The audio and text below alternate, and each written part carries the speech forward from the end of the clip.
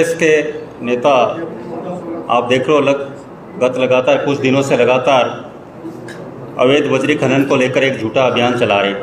ये कांग्रेस की सदा की आदत रही है और सारा प्रदेश जानता है कि पूरे कांग्रेस शासन में जब 18 से 23 शासन काल था किस तरह इनके शासन में घटनाएं घटी। जिस तरह आप देखिए धौलपुर में एसपी पर अवैध खनन वालों ने गोलियां चलाई, डिप्टी की जीप को छलनी कर दिया और खुद मुख्यमंत्री अशोक गहलोत के गृह जिले जोधपुर में अवैध बजरी के डंपर ने पुलिस के एएसपी पर ही गाड़ी चढ़ा दी।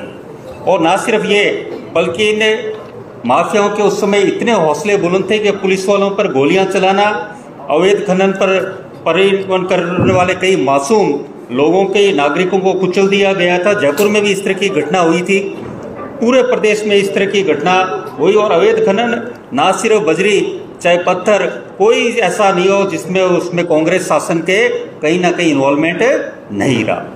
मैं कांग्रेस के नेताओं से पूछना चाहता हूं कि हम भी सदन में सदस्य रहे, आप ही के विधायक सांगोद से आने वाले, वो हमेशा प्रश्न पूछते थे अवैध खनन को लेकर लगातार विधानसभा में। हमेशा उनका यही था कि जितना उनके स्वयं के शब्द थे माननीय विधायक के कि जितना खनन उस कांग्रेस सरकार में, तत्कालीन कांग्रेस सरकार में खनन माफियापन पे राजस्थान के इतिहास में कभी वैसा कार्य नहीं हुआ था। ये उनके कांग्रेस के विधायक के शब्द थे, वरिष्ठ विधायक जो उनके रहे, पूर्व मंत्री भी रहे। बौखलाए हुए गहलोत जी ने फिर बाद में कहा कि हम मुझे अधिकारियों के कि अवैध खनन के लिए मुझे वीसी करनी पड़ रही है। ये शब्द थे तत्कालीन मुख्यमंत्री अशोक गहलोत जी के। और जिस तरह खनन माफिया सक्रिय हुआ, आप देखिए 2023 में सीएजी की जो रिपोर्ट आई उसमें खनन विभाग के ऊपर उन्होंने कहा कि अवैध खनन इसलिए हुआ क्योंकि खान विभाग को सरकार ने मॉडर्न टेक्नोलॉजी का उपयोग नहीं करने दिया। यदि तकनीक का उपयोग करते तो अवैध खनन राजस्थान में इस तरह नहीं होता। तो आप ये देखिए, और जिस तरह सीबीआई की 27 स्वीकृति को विड्रॉ कर ली गई थी वो इसीलिए की गई थी, उसमें एक कारण ये भी था बड़ा कि उनको था खनन माफिया पर कहीं जांच नहीं आई, इस वजह से तत्कालीन मुख्यमंत्री अशोक गहलोत द्वारा सीबीआई से जांच विड्रॉ की गई थी राजस्थान सरकार में। और आप ये देखिए, कौन भूल सकता है कि ब्रज की उन पवित्र पहाड़ियों में किस तरह अवैध खनन हुआ, जिसको लेकर महंत विजय दास जी को आत्मदाह करना पड़ा।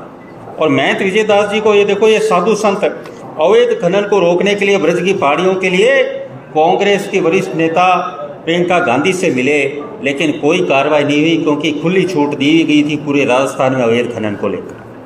मैं बताना चाहता हूं कि जब से माननीय मुख्यमंत्री भजनलाल शर्मा जी की सरकार आई है तो आप देखिए प्रदेश में मजबूत इच्छा शक्ति के और माननीय मुख्यमंत्री जी के जीरो टॉलरेंस टुवर्ड्स भ्रष्टाचार और गलत कार्यों के प्रति, अवैध खनन के प्रति सरकार के लगातार कार्रवाइयों से इन घटनाओं में भारी कमी आई है। मैं कुछ आंकड़े आपके समक्ष प्रस्तुत करूंगा, क्यों आंकड़े आपके समक्ष है, सबके सामने पब्लिक डोमेन में। इनसे आपको लगेगा कि किस तरह माननीय मुख्यमंत्री भजनलाल शर्मा जी के नेतृत्व में सरकार ने अवैध खनन के खिलाफ अभियान चलाया और उस अवैध खनन के अभियान के नतीजे भी आ रहे हैं।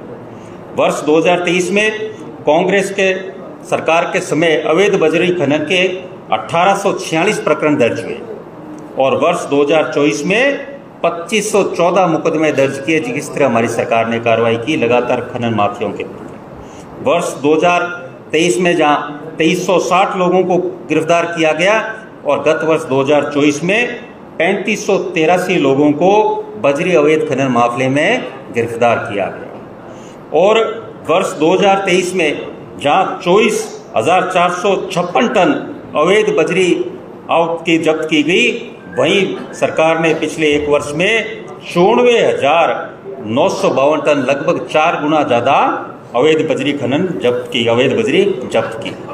और साथ में मैं आपको आंकड़े प्रस्तुत करना चाहूँगा किस तरह बजरी माफियाओं द्वारा सरकारी कर्मचारी व अधिकारियों के संबंध में दर्ज प्रकरणों का वर्ष हुआ।